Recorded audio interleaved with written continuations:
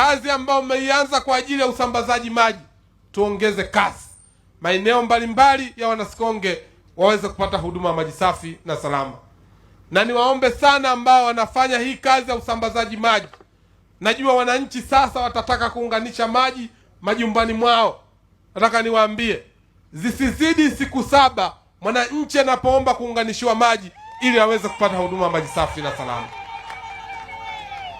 Jambo la pili ambalo nataka niwaambie ambao wanakwenda kusambaza maji, wakati mwingine wanafanya biashara.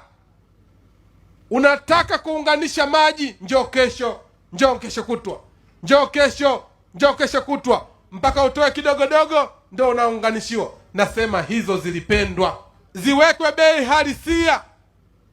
So huyu anaunganishiwa milioni 1.5, huyu 300,000, huyu 100,000, huyu 50,000. Hapana. Nataka niwaambie kabisa, mimi kijana bwana, ukizingua tunazinguana.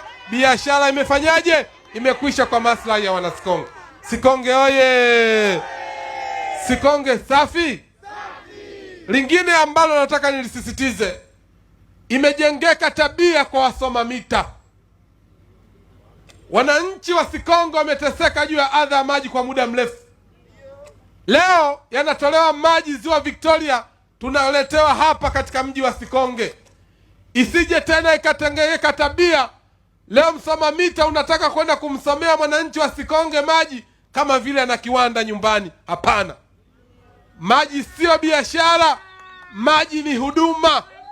Utoe halisia bei ili mwananchi aweze kulipa na aweze kunufaika na kazi kubwa ambayo ameifanya Mheshimiwa Rais Daktari Samia Suluhu Hassan.